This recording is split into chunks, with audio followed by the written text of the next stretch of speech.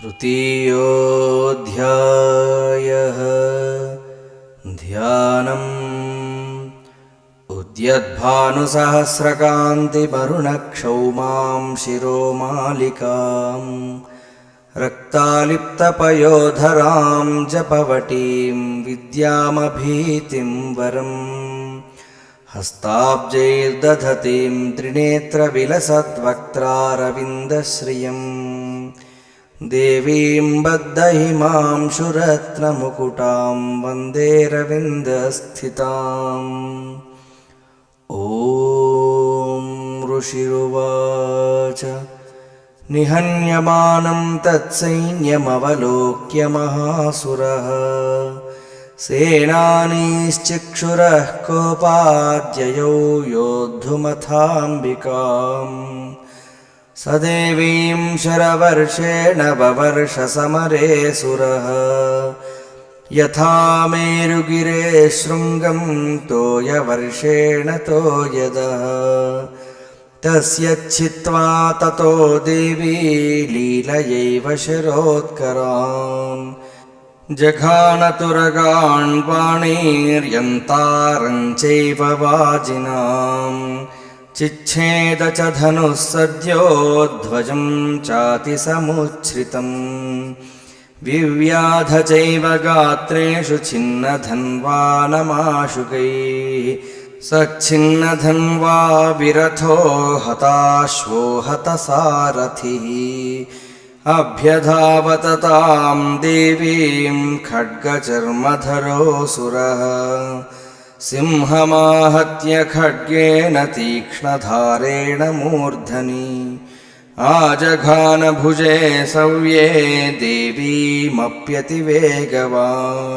तस्याः खड्गो भुजं प्राप्य पफालनृपनन्दना ततो जग्राहशूलं स कोपादरुणलोचनः चिक्षेप च ततस्तत्तु भद्रकाल्यां महासुरः चाज्वल्यमानं तेजोभिरविबिम्बमिवाम्बरात् दृष्ट्वा तदापतं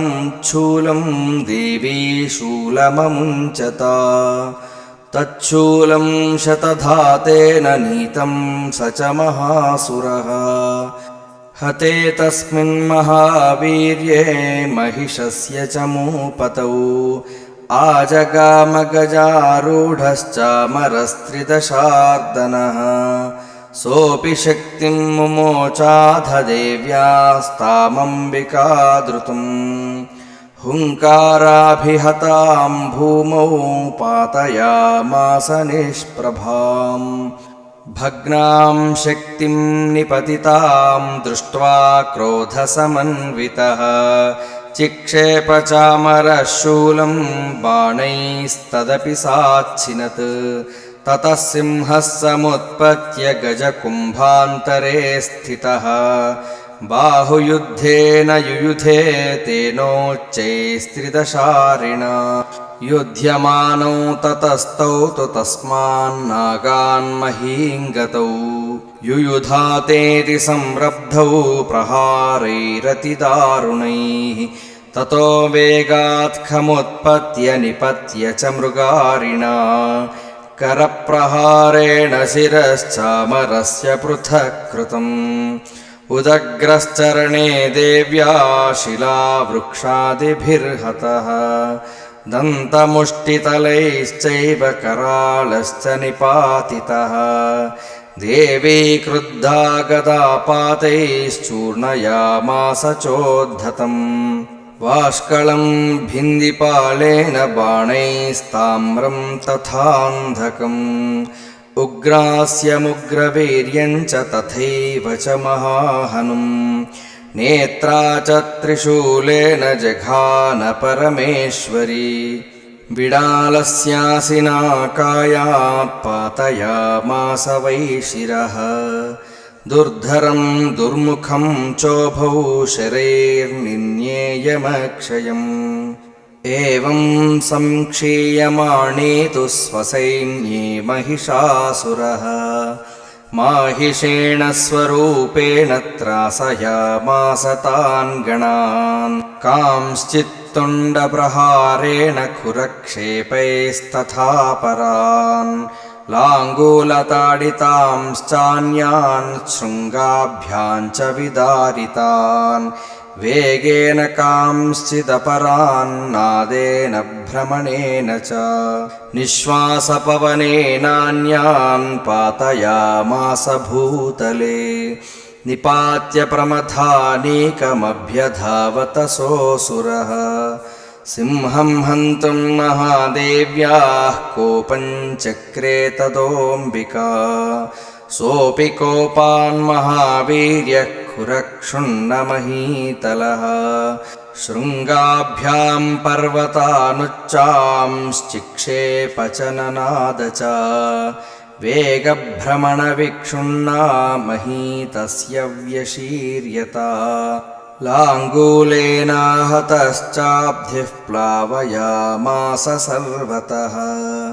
धृतशृङ्गविभिन्नाश्च खण्डं खण्डं ययुर्घनाः श्वासानिलास्ताः शतशो निपेतुर्नभसोऽचलाः इति क्रोधसमाध्मातमापतन्तं महासुरम् दृष्ट्वा सा चण्डिका कोपं तद्वधाय तदाकरोत्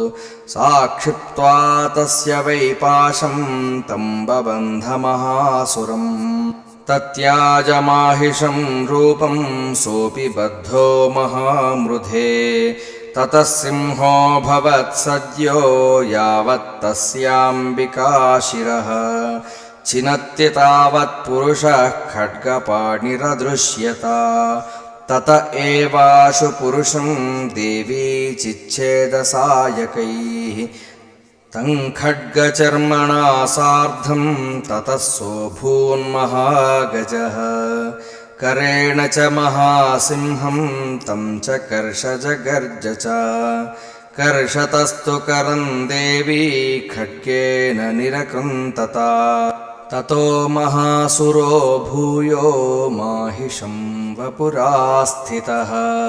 तथैव क्षोभयामास त्रैलोक्यं सचराचरम्